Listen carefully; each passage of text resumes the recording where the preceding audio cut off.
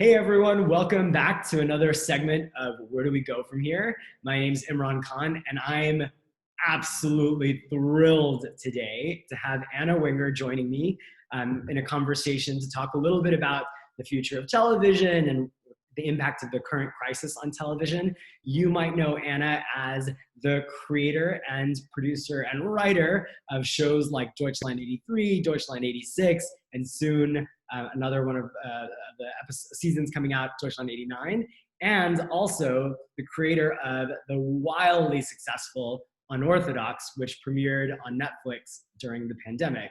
And so Anna's here to tell us a little bit about that experience. Welcome, Anna. Hello. Would love. Should I start? Yeah, no, so great. I'd love for you to tell us a little bit about what it was like launching a show in the middle of all of this craziness. I apologize. I have no idea how to turn off all the other things on my computer. Yeah, it was highly unexpected, actually. The experience was very different. You know, with Deutschland, it's on in like 150 countries, but in each country, it's on a different broadcaster. Some are local broadcasters, some are streaming networks. It was a sort of old-fashioned deal that came out like 5 years ago. Since then, you know, streaming projects tend to be sold to a single streamer, right? So in this case, we sold UNORTHODOX to Netflix. It dropped in 190 something countries the same minute. And at a moment when a lot of people were at home watching TV and on social media. So there was the experience of the global drop was unlike anything I've ever experienced in my life. I mean, we had so many people watched it, which was beautiful, but they also had a chance to communicate with each other about how they felt about it, what they saw in it, and share their feelings about it on social media. And, you know, we had that experience with Deutschland when country to country, you know, like we used to sometimes live tweet episodes when they were on Channel 4 in England. And that was always really interesting because there'd be this whole Twitter conversation in the UK during the broadcast, right after the broadcast, because it was broadcast on normal TV, right? So it was on at the same time everywhere. But since then, and that was already, when we did that was like 2015, things had already changed so that it was very sporadic. And since people were watching on demand, there was no kind of moment when everyone was watching together.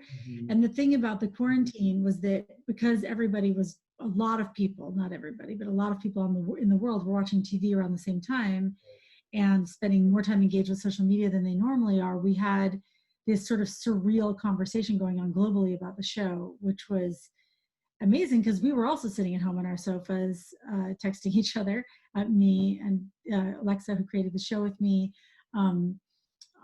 Maria, who directed it, and all of our actors, you know, so we were having our own conversation, and then it was kind of, it started to incorporate, you know, people all over the world. So that was amazing. That sounds incredible. I can only imagine what it must have felt like after that global drop when things just started, the show just started being watched everywhere, right? You were in the top 10 in almost every Netflix territory. Can you tell me a little bit about how it must have felt? Well, I think, you know, it was less surprising to us that it was popular in the US and the UK and Germany, because those are kind of the markets that we work with, you know, traditionally, or that I do. I think the thing that was really moving for us was how popular it became in places where people have never met any Jews and don't know anything about Hasidic culture at all, have never seen anyone Hasidic.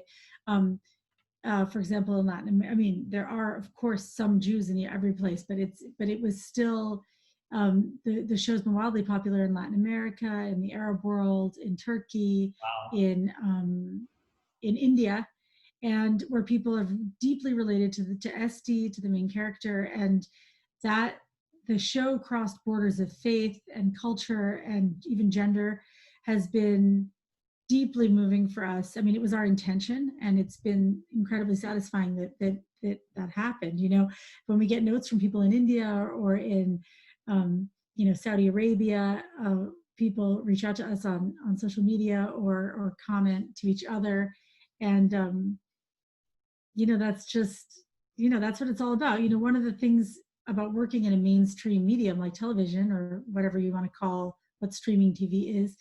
Um, it's intended for a large audience. It's not. It's intended for a collective experience. Filmmaking is a collective endeavor, both in how you make it and how it's received in the world. It's supposed to be about starting conversations, and so of course, for me as a creator of this kind of content, it's extremely satisfying.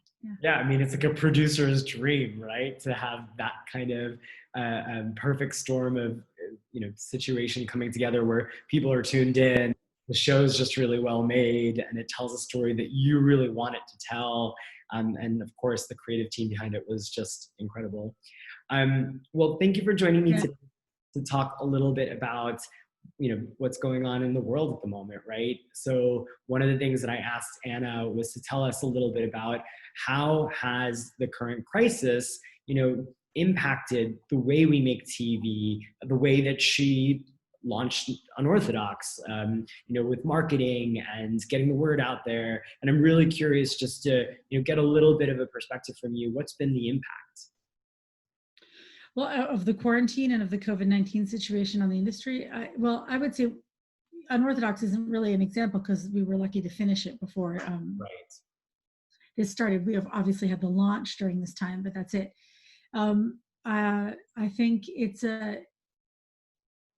has a huge impact going forward on production realities, well, first of all, let's just start on something really granular. The way we're working together over Zoom is so different.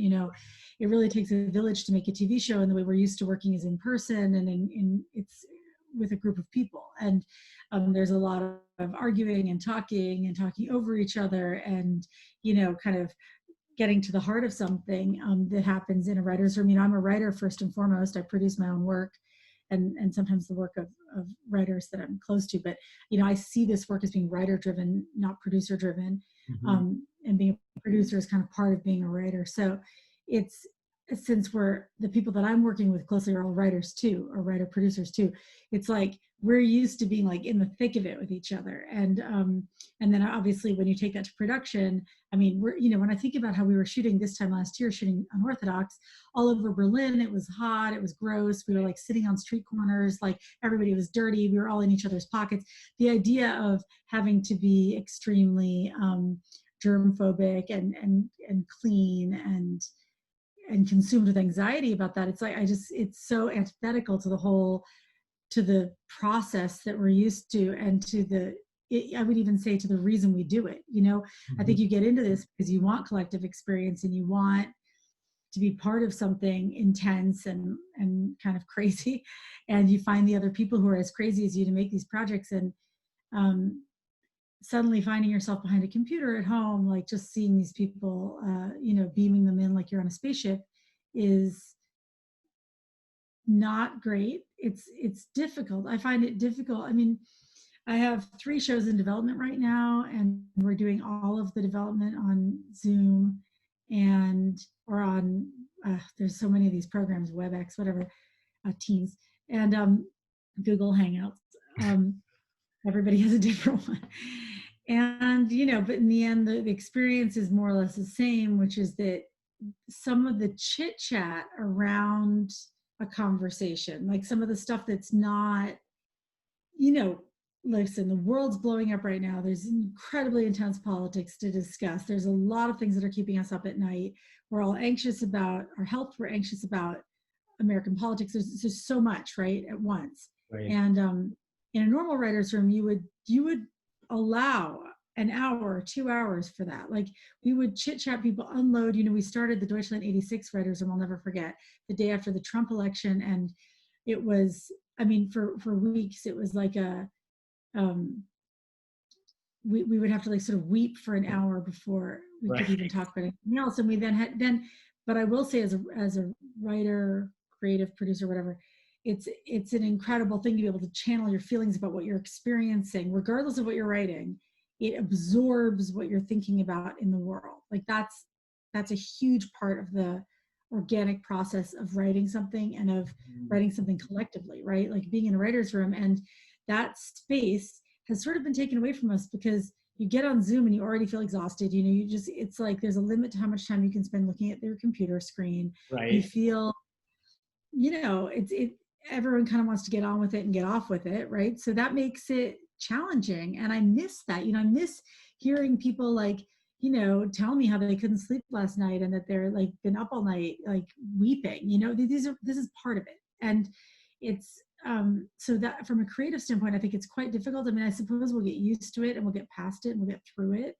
But there does come a moment where you'd like to see people in person. And I think that if we can do that in a distanced way outside, if that's what it has to look like, then I think we'll come up with creative ways to make that happen, even if it means like, you know, traveling to warmer climates in the winter or something. But I think there will be adjustments on that side. Okay, however, the creative side, the development, the writing, those are the things you can do regardless. Right. It might not be ideal, but we can do it. The question of when we can do production is much more complicated. I think if you're shooting something that's in very limited locations, if there is a very small cast, I think will be very quickly ways to shoot it, you know, regardless of the quarantine, right? You can quarantine the crew, the cast. You don't need so many people involved. You can do it quickly. But the kind of high-end, ambitious TV that I'm used to, art house, like where it's really cinematic. It's not to say that you couldn't shoot something like that in a hotel room or something. I'm sure you could. But let's say 2 of the projects that I have going are quite epic and will require a looser rules to get it made properly, you know? So that's, I mean, thankfully we weren't planning to shoot them this year. I'm in touch with a lot of people who had to suspend productions. I'm an EP on a project in London. We had to suspend it after a couple of episodes, and we've had a lot of conversations about how to condense locations, condense even the scripts, how to make it more shootable, how to sort of change the way we envisioned it, just so that we can keep going, you know? So these are real concerns, and I don't know the answer. The other final thing that I think is going to definitely be an issue, it's something that's I've heard talked about in many meetings, is what does the present look like? You know, like if you're making a show that takes place nowish, you know, let's say like the majority of shows are kind of contemporary. Right. Are people wearing masks? Are they standing far apart from each other? And it's funny because I watched the pilot the other day of Space Force, a new Steve Carell comedy on Netflix, and it already looked like people were social distancing. And I wasn't sure if they just didn't have the budget for a lot of extras, and that's why there weren't so many people, or whether they had quickly reshot it to kind of accommodate the present time. I would love to know more about that. I mean, I just literally turned it on, watched it, but there were a number of scenes where just people were either sitting very far apart from each other at a table, or they were in an auditorium with sort of sporadically placed extras in the background. And I just wasn't sure, like, is it coincidence or did they get lucky? You know, somehow budget constraints, you know, produced something that looks really appropriate. And I've talked with people making all kinds of shows, and I think some of them have decided to ignore it, and some of them have decided to try and incorporate it. Some of them have decided just to leave it until we can properly start shooting and then decide, which I think is probably the best way forward. But the question of whether people are going to want to watch stories about this experience immediately following, I mean, I have no doubt lots of people are writing them, but I'm guessing that if we emerge from this intact, we will not want to reflect upon it immediately. Right. That's what I think. We'll need some escapism or something to that effect, right? Let's just say it's a good time to be making either historical work or stuff that's set in the future. Right. Getting out of this time that people are quite done with. You know, it's really interesting as you talked about some of these creative and production realities. I didn't mention this, but one of the ways that Anna and I are connected is that I work with her husband, Jörg Winger, who is a co-creator of the Deutschland series. And Jörg had these really interesting experiences with production realities, right? In post-production, having to work on post, but entirely remotely. And, you know, the second thing that I often ask people is, well, you know, what's the, you know, impact? Well, why is this impact so important? All those things that you just described, you know, what happens in the short term, what happens in the long term? And I think maybe that's a really good example of some short-term changes. Would you mind talking a little bit about some of the experiences that you saw Jörg go through as he did post for 89? Yeah. Well, first of all, we moved to the post-production. Well, his part of it, we moved it all remote. So we did it all remotely. And it actually worked pretty well. You know, he did the last probably 3 weeks or 4 weeks of editing, and by post I mean editing, not color correction and stuff. There's certain things you still have to do in person, but you can do them at a distance. Like you have to see a certain screen to do color correction.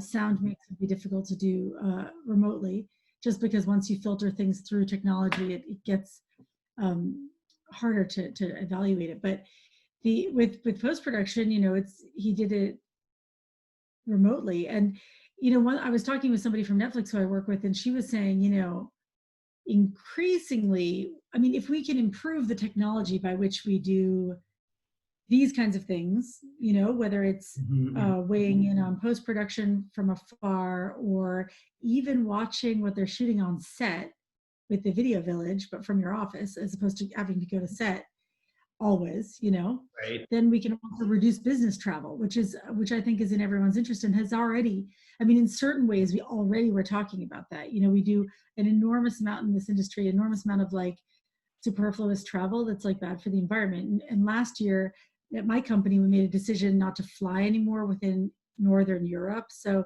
we started taking these extremely long train rides to Amsterdam, which is where Netflix is located. And it was like, one point after, you know, yet another 14-hour turnaround on the train for a 1-hour meeting in Amsterdam, I was like, there has to be another way to do this. Like, right. I feel like it's consistent with my politics, but it's a super hassle, Right. and I'm exhausted. And I think now no one would think twice about doing that on Zoom. I think, you know, these kinds of face meetings that you go all the way to Amsterdam for 1 hour. I think now we have and Netflix, I think, is quite on the forefront of all that anyway. Like they already did a lot of stuff on Google Hangout, but we just taken it now through this time, like to the next level. And I think that's probably good for the world in general, because I think business travel, I mean, it's funny. This whole period of time has really made me see how men built the business world. And I don't mean this in this way, but I think that I've talked a lot about this with other women who, like me, are sort of, I don't know, very busy professional women, because office culture is very male. You know, it's like you have somebody at home who's dealing with your kids and making you dinner and doing whatever. You know, I'm talking about the 50s, 60s, whenever it developed, sort of what we think of as office culture. It was developed by guys who had other people to do everything for them, or else they just went out after and didn't have a family. And the hour commute there and back, or whatever it was, or just like the being stuck at the office until midnight, that was something they were engaged with. And in my industry, the writer's room, which is a traditionally very male dominated, I mean, I'm in the most male dominated job. And I'm almost always the only woman in the room, unless I pick who's in the room. I think that there is a lot of that was set up to kind of approximate office culture. Like to me, like we might be working in the arts, but we're still guys, and we still have an office, and we still have, like, everybody stays here. We still are managing people and making sure they stay here and punch the clock and do their time and whatever. So I run my writers' rooms differently. I don't want to be in the office all the time. I'd rather have like 2 days of intense discussion. Everybody goes and writes. We regroup. We come back, or do it for a few hours a day. But the idea of the sort of 9 to 5 writers' room and the clock punching aspect of it, I really don't like. And I only worked once on an American show, and I was a consulting producer on an American writers' room, and they wanted to be there all the time. And I was like, this is a law of diminishing returns. Like, why are we here? Right. What are we doing here? You know, I want to go home, put my kids to sleep. Like, I'm not into this. And so I think that now suddenly men are discovering a sort of more female perspective on work, because they're working from home. They're having to balance like children. And mind you, I understand there's lots of men of your generation who already live different kinds of lives. But I'm saying, like, in the sort of middle-aged people who have, you know, we're the tail end of kind of old-fashioned office politics. I think it's revelation for a lot of guys to be like, wow, I love like seeing my kids at lunch, and like, I don't necessarily have to spend 2 hours commuting to the office, and maybe I actually want to be able to like eat lunch at home, or make myself a coffee in the middle of the day and not have a fancy, I mean, you know, it's interesting. And business travel is a big part of that. And, you know, Germany is a really retrograde place that's still really old fashioned compared to the United States in terms of office culture. Mm-hmm. And I've lived here for 17 years, so I'm really aware of that. It's like very male dominated. It's very kind of old fashioned. And it's going to be interesting to see if that changes the way Germans work as well, because they haven't accommodated home office in the way, or that kind of flexible, maybe in tech, but not in TV. So it'll be really interesting to see how this goes forward. And I think it, I mean, barring all the terrible things happening in the world, I mean, the economy collapsing and everybody who's died, and obviously the police brutality and like everything awful happening in America, I'm looking for the silver linings in this situation, and I'm hoping that one has to do with finding more organic ways to work and communicate.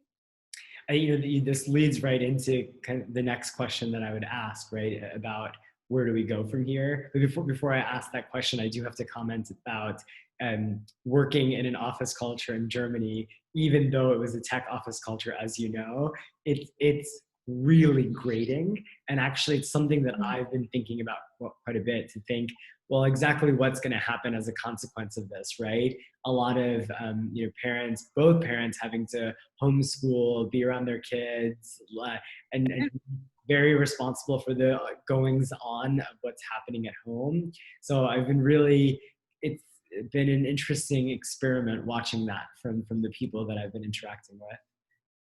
I don't know if I mean, I think, my husband, for example, who's had a relatively traditional work life that involved being out of the house most of the day, and if not, and often quite late, and a lot of business travel, he just loves it. I feel like he never wants to leave the house again. I mean, I think it's me who's more stir crazy than he is, but I just want to go to my office up the street. I love and it. See other people. I'm totally. Yeah, I don't want. I'm totally. The business travel, the like going somewhere for the day. I always hated it. And the other thing I never want to do again in person, if I don't have to, is panel discussions. Like, let's totally do that on Zoom. Like traveling all the way to Cannes or whatever just to be on a panel. It's like, oh my God, never. I never want to do that again. I didn't want to do it when I did it. Now I never want to do it. Even though I really like the people I've met on those panels, we can meet on Zoom and become friends in person. But all that traveling is really, it really wears on you. And when you're doing it while you're shooting something, and the balancing of like 16 different things, it's, I hope that we will reconsider a lot of those things. And that's a positive thing. In terms of storytelling, I actually don't, for me as a storyteller, whether it's on a streamer or a network or, it's up to other people in tech to figure out like how these stories are delivered. I feel like as a storyteller, I'm focused on the stories that I want to tell. I think it's really important that those stories be really specific. I think they need to be writer driven. I believe that television or serial storytelling is a writer's medium, and it needs, at the core of the project is a person burning to tell that story who's going to carry it forward. It's there's a whole technical aspect to it that's like, to the writing of something that has this propulsive engine that's like very nerdy and obsessive, and you need to be in it in a way that is, it's very difficult for someone from the outside to impose that on another writer. They have to kind of have that engine within them. So, my company, the whole motto of the company is writer driven. I'm a writer. I'm only working with other writers who kind of work the way I do. So I think that if you have someone who's burning to tell a story and is going to just obsess about it nonstop, and if that story is specific, then that story will travel, because it's that passion and that kind of specificity that becomes universal in a way that's, I think, most accessible. And I think Unorthodox is a good example of that. Yeah, no. So I don't think the storytelling, in terms of where we go from here, I don't think so much about how the stories will be different. I mean, I know people are making TV shows on Zoom and whatever, and I think that that'll be fun for a while. But I love watching all the comedians at home. I think it's broken down certain barriers and formalities that we had before, that in a nice way, actually, like seeing that people are at home and that they're struggling with their kids and with their home life, and to all that makes everybody more human. But I do think that this thing is clearly accelerating the process that was already happening. So the death of network TV and the power of the streamers of on-demand television, however that's going to look, I'm sure there'll be all kinds of shakedowns about which ones are on top. I'm you curious know. to, as an add-on to that, because you're already starting to hint at this a little bit. Um, do you think that now, in the vein of where do we go from here, that there'll be more opportunities for women, people of color, minorities, folks that normally wouldn't have been able to break into this very male dominated and in some ways very white industry? Like I'm Mhm. curious if you think that there'll be change Yeah. in that as well. It's really hard for me to speak for the industry at large because I'm American, but I live in Germany and I work primarily with Brits and Americans, but remotely.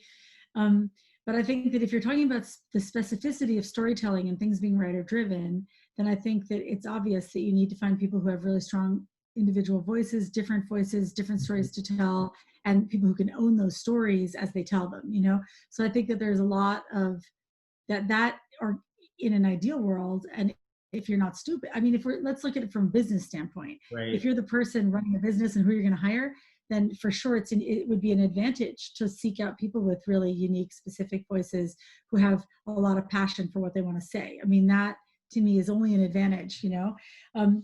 But I also think that, you know, I believe in, I guess, something akin to affirmative action. Like I believe that if you get yourself to a situation of being in a position of power in this industry, even to the degree that I am, and you get to choose who's hired on a project, right? Then certainly a huge part of that is inclusion, and all kinds of inclusion, you know, obviously gender, race, sexuality, Right. everything else too. Now, there's all kinds of people whose stories haven't been told, and people who are excluded from the industry because they just don't, it might not even occur to them to get into it, but if Right. it does occur to get into it, they might not have the access. So I think it's the onus is on anyone who's doing the hiring to find new people to work with and to look out for that. I know that's something you do really seriously, and that's something that I do really seriously. And the other thing is finally, like in a writer's room, which is like my primary, you know, focus as a head writer, producer. um, I think that it doesn't make sense to hire a bunch of people who have the same perspective on something. Like you don't want to work in an echo chamber. And what I find amazing is how many, historically, how the sort of head writer would hire people who could imitate his voice. I mean, I can rewrite scripts to like make the voice the same. You know, that's sort of a last pass kind of thing. The important thing about the writer's room is the conversation, and the conversation needs to be enriched by different points of view that Right. push you. I want people who are going to disagree with me. Like I want people who are going to say like, that's a good idea, but this is how we're going to make it better, you know? And Right. that's the kind of writers I want to work with, like ones who really push the story forward with me, you know? And I don't want people to be like, oh, Anna, you're so brilliant. Oh yeah, that's a great idea. I mean, I just don't, I don't, what is the point of that, you know? So yeah, so I don't even know what this says about the future, except for that, I'm operating a little bit outside my own obvious world, which I guess would be, you know, LA or New York. So I don't have that much contact with what other people are doing. But I think sometimes that feels really frustrating because I'd like to be closer to the belly of the beast. But sometimes I think it's also a blessing because I've had the chance to sort of go my own way with it. Mhm. And in my case, I guess I'll just continue to do that. Yeah, I mean, like, I just think about the success you've had with Unorthodox, the specificity of the story, the, uniqueness of the world that you articulated on screen. And I think you did that beautifully, right? You, the team you worked with, the obviously. Yeah. But by the way, just to say something else, that's also true about Deutschland. You know, when we first started making that, we were like, is anyone going to remember the Cold War? Like, did most people don't even know that East and West Germany were two different countries? They certainly don't know that Berlin was in the middle of East Germany. Like, there's so many just geographical like complications that we thought no one's even going to get what's going on. Like, where is he going? What, you know, it's so specific. But if characters are strong and their motivation and what they're doing and their objectives are clear, then I think you carry people along with you. And there was so much about Deutschland 83 that was like world building, how it looks and feels, and the furniture and the style and the color and the music, and that goes beyond just the script. I'm interested in all of it. Like that's why show running or whatever is so much fun, because it's like you're telling a story in multiple dimensions at the same time. So I think when you get to, I think no matter what you're building a world, even if it's like, I don't know, Dead to Me, like a show that's totally contemporary, right? Right. It's still its own planet, you know, it's like got its own rules, and it's got, you know, its own look and feel. And it's, I did a panel with other showrunners from Netflix, and it was just interesting to hear about their process. But the woman from who makes that show, you know, she was saying how like for her, the show is really about friendship. Right. And you know, a lot of people would have thought it was about murder. So it was really cool the way she talked about it, because it's also true. Of course, it's like it was very interesting to hear what drives it, you know, and you feel it. That's why people like it. They're attracted to it, but they don't even know why necessarily, you know. So Right. anyway, Well, there's multi layers to everything. we've had such a great conversation. Thank you so much for sharing all your thoughts, a little bit about the stories around Unorthodox, and giving so freely of your time. I really appreciate it. Thank you. And hopefully, if it's okay with you, I'll be linking a bunch of your stuff down below so folks can check out some of the other work that you've done. But thanks so much, and we'll talk soon. Bye. Bye.